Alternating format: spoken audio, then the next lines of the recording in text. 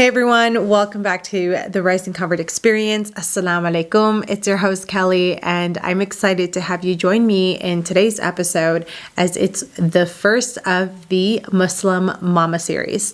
I'm super excited to talk about motherhood and Islam and my experience as a Muslim convert revert coming into this new chapter, into this new challenge and blessing of life that God's given me. And I'm excited to also create more dialogue and bring awareness to topics that are related to motherhood, because I believe it's so important, and why not share more? Before we go ahead and get started, please be sure to like, subscribe, follow, and connect with me on Instagram and TikTok at Rising Convert. You get more of me than you would on YouTube if you're listening, and on Spotify and on Apple. So if you want to get to know me a little bit better and see things beyond the pod, be sure to connect with me on Instagram and TikTok. All right. Did you like? Did you subscribe? Did you follow? Thank you for doing so. So much love. I appreciate you all. Let's dive into it. What every first-time Muslim mama should know. There is an emphasis on the first-time Muslim mama because that's really what I want to talk about. These key points are based around, motherhood, it being so challenging and life-changing, and especially for a Muslim convert, it's something that is so new. And for me personally, it reminded me of when I first, embraced Islam and walked into my first gathering, even when I first stepped into my husband's family and my firsts with them, like having Ramadan, Laylatul Qadr, my first gathering at a halakha group, my first prayer at a mosque, these feelings like you're being tested. It's a lot. And I truthfully felt that in my first year of becoming a mama, of being a Muslim mama. So I want to preface and say that these are key things that I believe every first-time Muslim mama should know. And I do think that they should be considered. And for me, there are things that I consider, there are things that I took action on and that I put in place and that I reflected on, and I felt has made me a stronger, successful mother who was able to achieve goals personally, and also be able to face adversity in the best way possible and with a speedy and healing recovery. Alhamdulillah.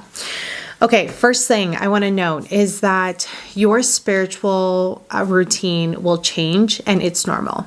And I want to talk about this because I don't hear it so often. I actually hear the opposite. I hear a lot of, I've done it, I've been in your shoes, you got it. I've also prayed, it's really hard, but you can do it. You have to do it. There's really no, what feels like room for grace and time for you to take yourself into a place where you once were before you had a baby. And so for me, I found that before becoming a mama, Fajr prayer is a great example, was a place and time where I felt like I was having a sacred moment with Allah subhanahu wa ta'ala. It felt like an achievement because, like a lot of us, I feel we do struggle with Fajr sometimes. We can get lost in sleep, and we sometimes don't help ourselves out by sleeping late. So it's a whole thing. But nonetheless, like Fajr was a time for me where it was like really peaceful. It was very quiet. It was just very slow. I was able to kind of get myself there slowly whenever, I was able to. And those moments that I didn't, they were quite last minute, and I would just get up. It was easier to do so, to just push it almost close to the very end and get up. I'm not saying do that. I'm just being very honest. Like, that's something that I would do. And I would spring out of bed like it was nothing, and, go on with prayer and then start my day, and it would be peachy, and I'd be like, alhamdulillah, fresh breath air, right? And sometimes I would even do extra prayers to get my day started when it came to Fajr, or I would sit there and I would do dhikr, and it would be a whole thing for me. Now, coming home with a baby, there's a lot of guilt that rushed over me. I remember there's a timeline, and I don't want to get into the specifics because I will just probably end up blabbing around when a mom is good to go when she and return to prayer after she delivers baby. And there's a timeline, and there's these scholars and there's teaching. So I would be following that, and I, as a Muslim, I felt like I was failing, because when I started feeling the guilt of, oh my gosh, like I am technically allowed now, it's permissible for me to pray, I am struggling to get out of bed. My routine is revolved around this vicious cycle of diapers, breastfeeding, baby pumping, husband resting, baby, healing, like just so many things. And so I was so emotionally drained. I was physically exhausted. Okay. That was also something that really threw me off, the physical aspect of like breastfeeding. And healing is one thing, but the breastfeeding part, especially if you were someone like me who, had a bit of a rough start, which is for another story, another time. It's all these things that are coming over me, and I'm recognizing that, like, okay, these advices or these things that people have mentioned where, like, I've been there, I've been in shoes, you're fine, like, you got it, kind of a thing. It just wasn't working for me. The other advice that I am actually just going to randomly share that I really did not like, and I didn't realize I didn't like it until I was really going through the newborn phase, was sleep when baby sleeps. I can't tell you how much I hate that advice, because it doesn't always work. Sometimes we're not for like sleeping when baby sleeps. Sometimes we're just all for like the era of just taking space, quiet time, not sleeping, but just resting, and not being touched. But what I'm saying is that advice, on top of like, those whispers or those reminders of people saying that, like, you got this, you can do it, I've been there, it's very much possible, or you should be praying now. They were in my head, and it was not a good feeling, because it didn't help with the guilt. It didn't help with feeling like somewhat depressed. It didn't help with feeling like I was able and capable as a Muslim, and it wasn't fun for me. It was a very sucky feeling, and I felt like I was drowning, because there were moments where I was like, I'm calling myself Muslim, but I feel like I'm taking like 5 steps backwards, because I'm not getting there on time and I'm missing them. I'm intentionally snoozing my alarms.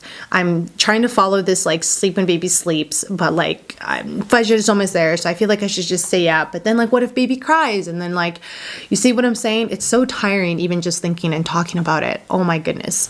So anyway, Fajr is a great example, because I'm realizing in that moment, when, baby was crying, I remember it was like 3:30 in the morning, and there was tears falling down my face, because I was downstairs, and I was like, oh my gosh, like, what am I doing? Who am I as a Muslim? Why am I struggling so hard to keep my faith? Like, you would think, like, or I would tell myself this, like, Kels, you would think that you would want to get there, because, like, you make prayer, and with connection through God, like, you can.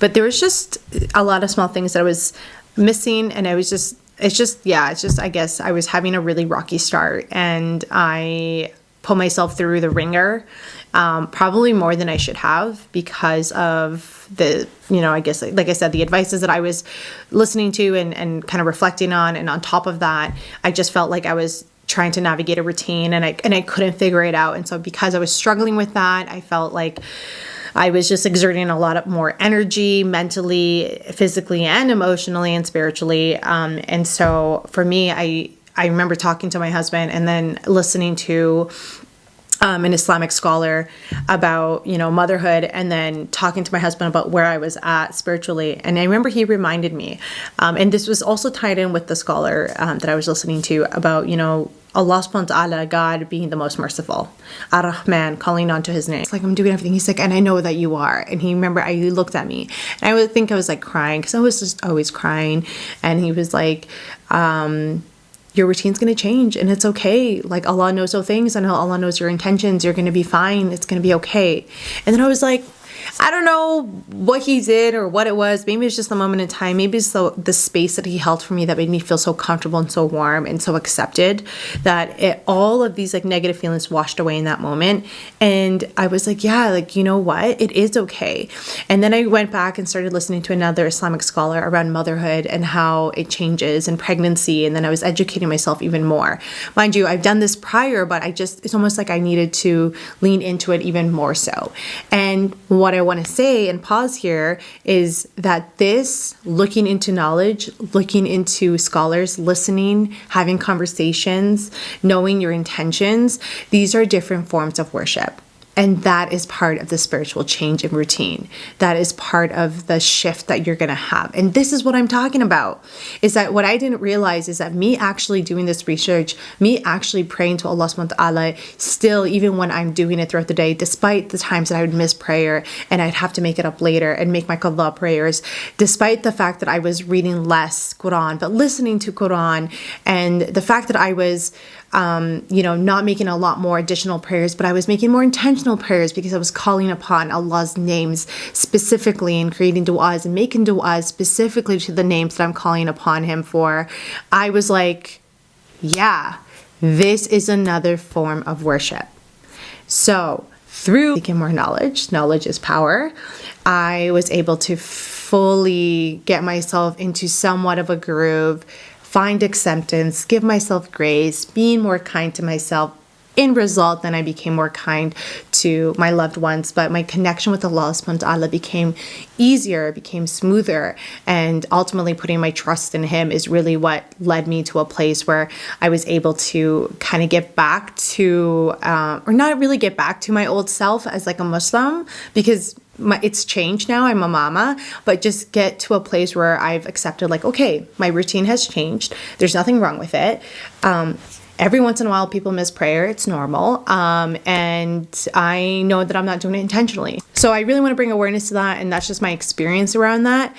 And again, if you're going through it or you've gone through it, I'm with you. Like, I'm definitely one of those people. Even to this day, I have moments where I have to pick up my daughter and I'm praying with her. And that's something that's permissible from others.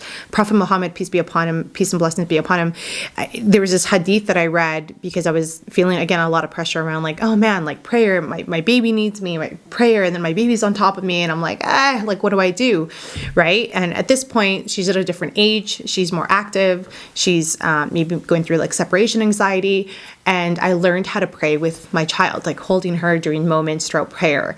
And I also learned that like there's a lot of reward in that. There's a lot of reward in patience and in the efforts that we're putting and we're giving to our child. And on top of that, giving and connecting to Allah subhanahu wa ta'ala.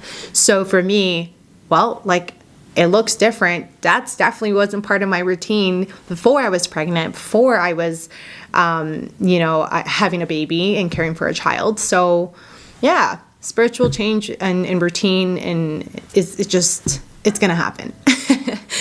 Okay, second thing, learning about pregnancy and childbirth in Islam.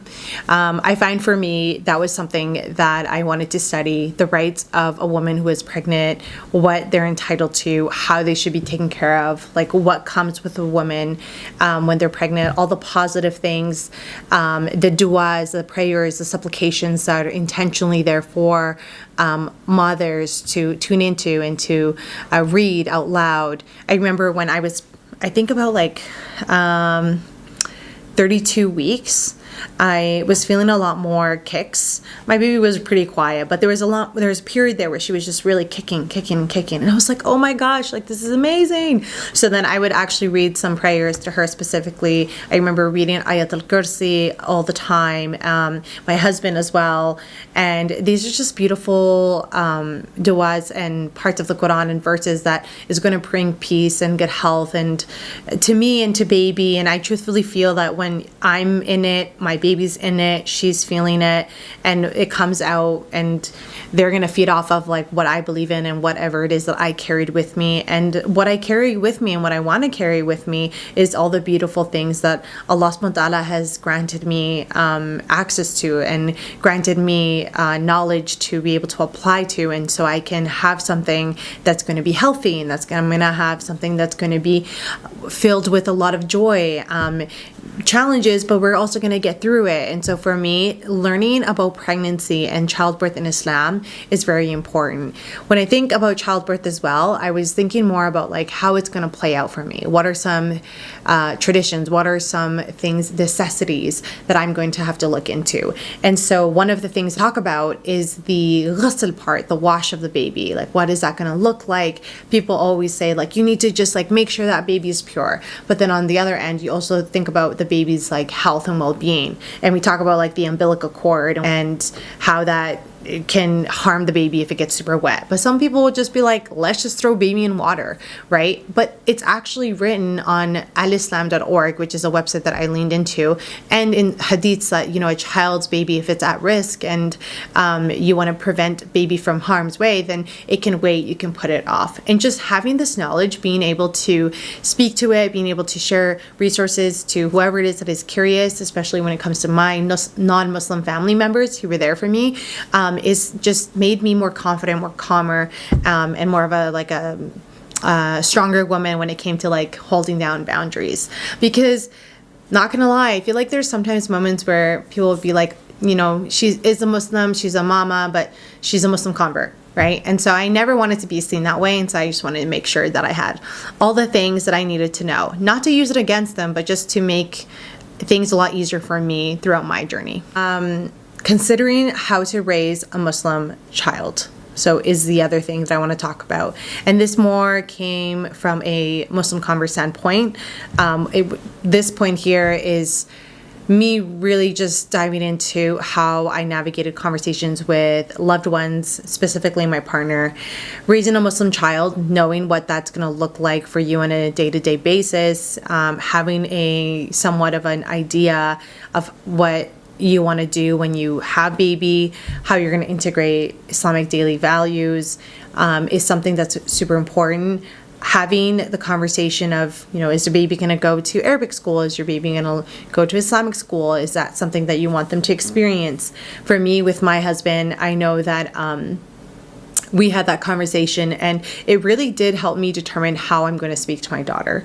So I speak English and Spanish, and I learned some Lebanese Arabic, and my husband, he can speak Spanish now, mashallah. He really learned Spanish. To be fair, it's an easier language to learn, so he learns it. He knows it, he can speak it, he can understand it.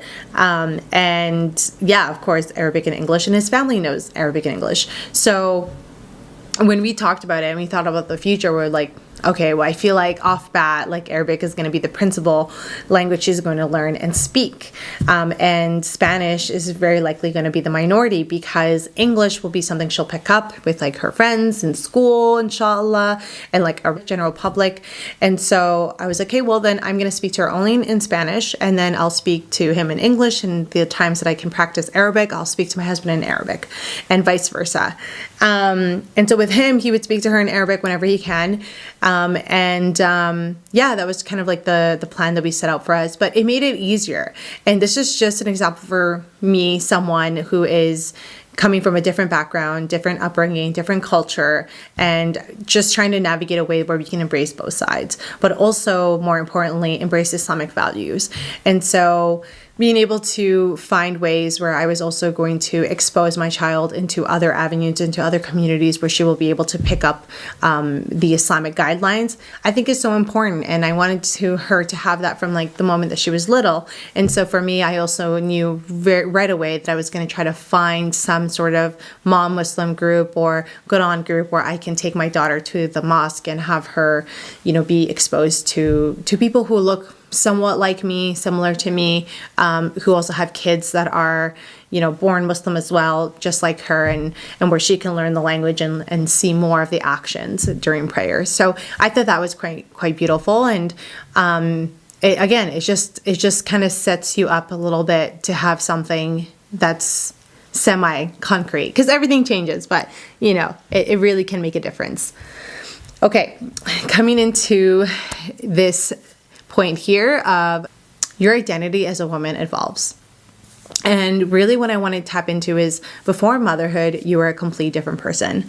Before motherhood, you had a clear sense of who you are, you had a clear sense of what you stand for and what your identity is, and the things that make you happy, the things that built maybe your career, the things that built your way of being, the way of you engaging in personal hobbies. And for me, I loved hiking. I loved living a super active lifestyle. I loved getting out. I loved having a sense of control of when I can do things and how I'm going to do things.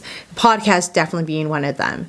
Then I became a mother, and I definitely put the podcast aside, 100%, hands down. That was one of the things that I thought I was going to get back to sooner, and I didn't. And then when it came to hobbies, I was like, you know what? Okay, like, I can't really fit him in right now. Not only is it because I'm having a baby, but I'm also just trying to get back into like myself as a Muslim. But more so too is because I felt like the better of a Muslim that I was becoming, the more of a time I dedicated to my faith, the more stability I'm going to have in the future, and it was going to benefit me long term. So for me, I felt like everyone there was like congratulating me. Everyone was, saying like, oh my gosh, you look amazing. You look healthy. You look good. And everyone's like, wow, you're really taking ownership of your role as a mama. You're such a mama now. But then as days and months and things go by, I realized that like I am actually wanting more. I actually am more than just a mama. Like I never really felt like I've lost myself, but until I became a mama. It wasn't until like I think about 7-8 months where I was just trying to like figure out like, why haven't I been able to get back to the things that I love? Why haven't I been able to feel some sense of joy, even though I have my child and I'm so grateful for her, for this beautiful gift and blessing that God's given me? Why do I feel guilty about wanting to spend some time alone? Why do I feel guilty about exercising? Why can't I be as flexible as I once was before? Like just so many things would come over me. And so I realized one day that, you know what, like I'm in control of this change. I'm in control of this narrative. And so I woke up, put some makeup on, made myself feel good. I started, doing the normal routine that I did. And then I was like, you know what, I'm going to exercise today. It's going to be the day and I'm going to keep going. And that really was a game changer. And even though it only lasted for about 30 minutes, I felt like I was getting a bit of me back. I realized that I was more than strong enough and more than capable of to get myself into a place where I can start slowly bringing in the things that also fuel and fill my cup, right? Because baby does, but baby in a weird way isn't everything. Like baby's everything, but not everything. So it's something that is quite beautiful. And I realized that, as I was like progressing and growing into, this new mama, I needed to also take care of myself and have the things that brought me like life and lightness and happiness, because that also benefited my baby. As well as like in Islam, it teaches us that and encourages us that women, their role does change, but it doesn't decrease their value. And so for me, the way that I show up as a wife, the way I show up at home, the way I show up for my child, it's going to change throughout the years, in seasons of my baby's life, in seasons of my marriage. And it doesn't mean that I'm less than any other woman out there because I'm choosing to maybe change a few things and because it's looking different. It just means that I'm evolving as a mother and I'm figuring it out. And I think it's like a long life learning thing, and it's a beautiful thing. And I love that Islam honors a woman's patience, a woman's efforts, right? And it really does take a lot of patience for a mother to get into a place where they're like, okay, now it's my turn. Now it's my turn to incorporate the things that I love, to incorporate the hobbies that I once had back into my life, because that is also important to me. And that is also part of like my health and well-being. And Islam honors a woman's health and well-being. Islam encourages a mother to continue to expand from, not just being a mama, because a mama isn't a woman's sole identity. There's more to her than that. And so knowing that in this beautiful religion that I follow and believe in, it encourages for a woman to step outside and to grow in the best shape possible. For me, really felt like, okay, I am doing myself a disservice. And so feeling like I'm evolving as a beautiful woman and as a powerful woman, are just coming off of like my 1 year with my child.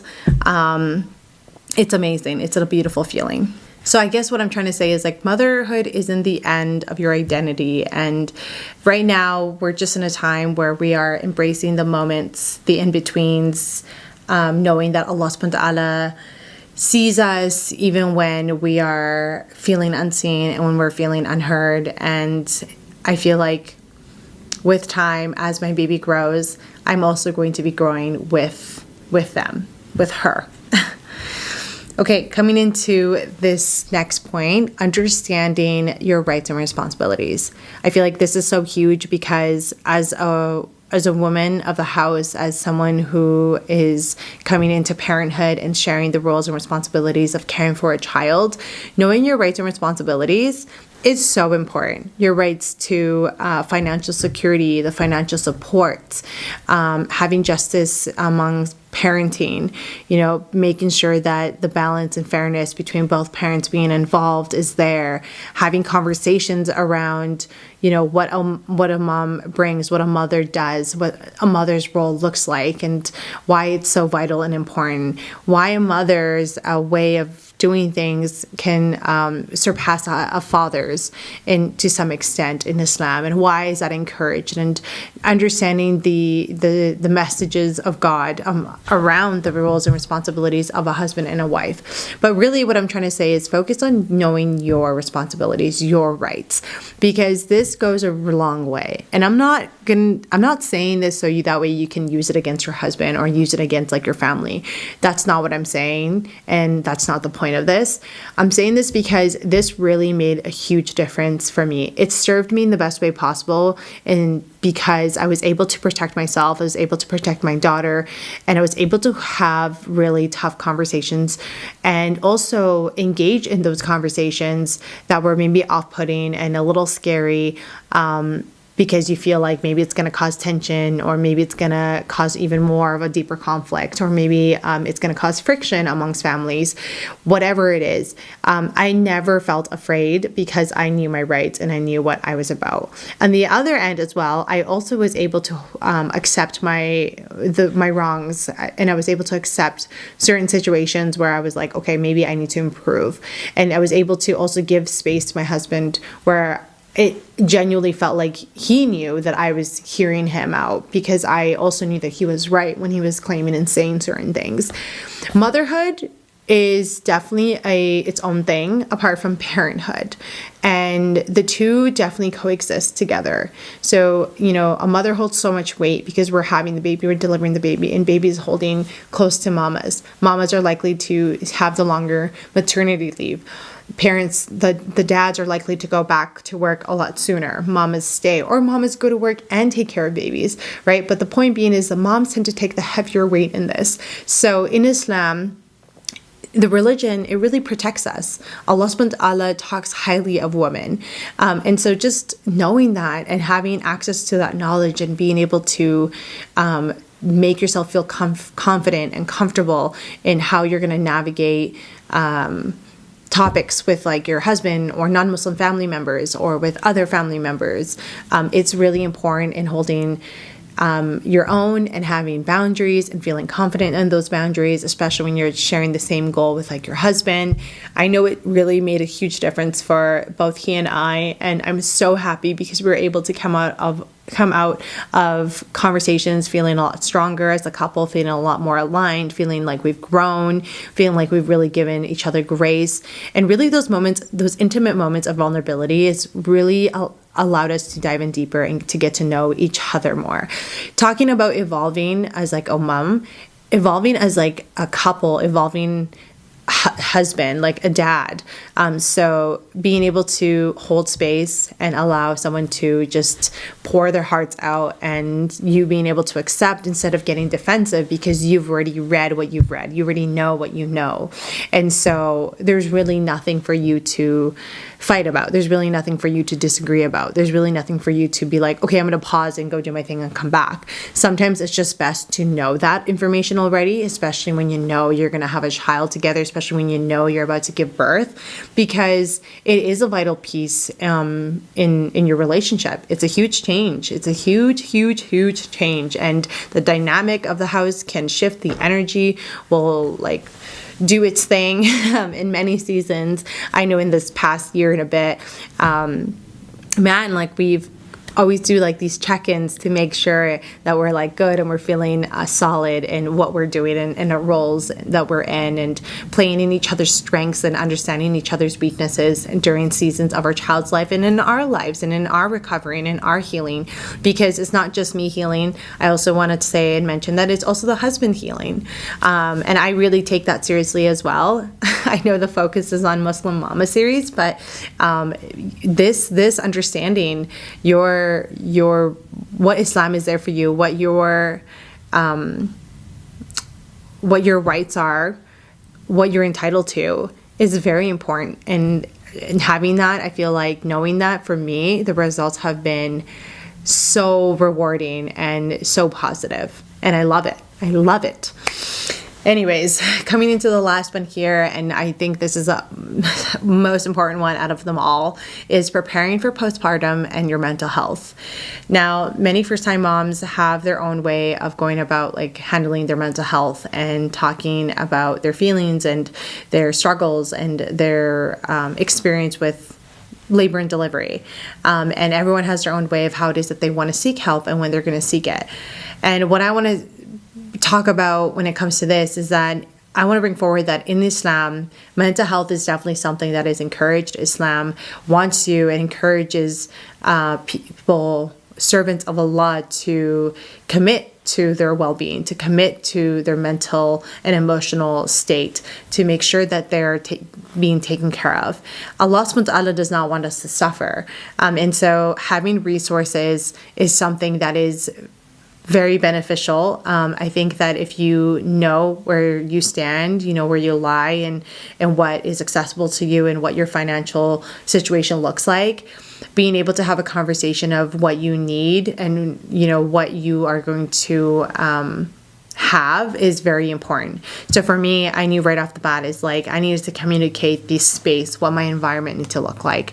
That was supporting my mental health. I remember talking to my husband a lot about it. Like, this is what I need. I need time alone. I need like this and that. And he was like, okay, no problem. And that was one way of like seeking help and getting support, is knowing myself, having clarity of like what's actually going to set me up for success in the environment that I'm looking for. And this is something that I talked about prior to actually getting into labor and delivery. It was also something that I talked about postpartum, because I did go through postpartum depression and anxiety, and I had a really rough experience during labor and delivery.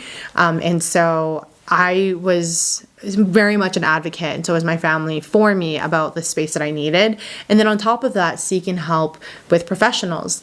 I'm a big advocate of seeing a therapist if it's accessible to you. If you also have communities or live in a place where you have access to free counselors and mental health hospitals or community groups or whatever it is, I'm a big advocate of like, give it a shot, go for it. Maybe you don't have to share, but you can listen in. I definitely was someone who seeked out to my psychologist. I've been seeing her forever. I've always seeked support with like a mental health therapist, a professional, because it just always helped me with gathering my thoughts, with being able to just have conversations around maybe things that I feel like are triggering me or making me feel like more down, especially because I'm just someone who's had quite the history of car accidents, life-changing type of events. I love what therapy can do for people. I was definitely one who was hesitant before, but throughout postpartum, it's a thing that helped me get out of such a dark place very quickly in the most positive, best, calming, soothing, refreshing way. And I'm so grateful, alhamdulillah, so grateful for that, because when I was in that really dark period in postpartum, my husband was feeling it, and my baby, I don't know if, I think baby was feeling it too. I don't know. I don't think I ever neglected my baby. I was always there for baby, but that energy that I was carrying was not serving anyone in the home. And I was like, I'm going to do this. I need to do this.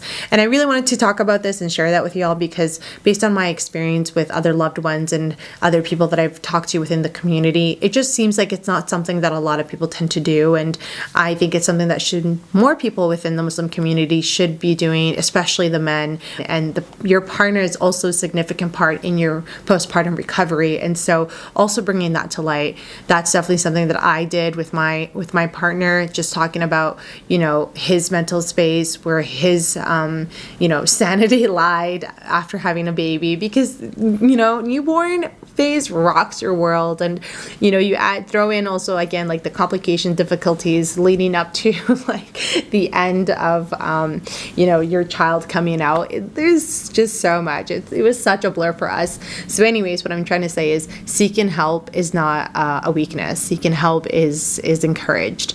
And again, Islam wants the people who follow Allah's words to take care of themselves.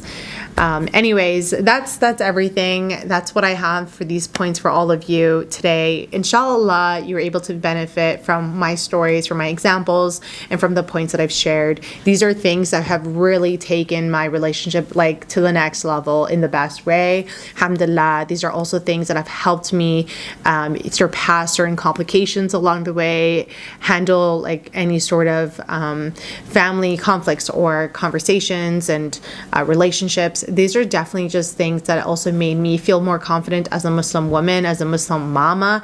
And so I'm very happy to have this space, alhamdulillah, to share with all you. I hope you'll enjoy the rest of your day. Have a great Ramadan 2025. Inshallah, we all reach it to the very end. And I'll catch you in the next one. Take care, everyone. Assalamu alaikum.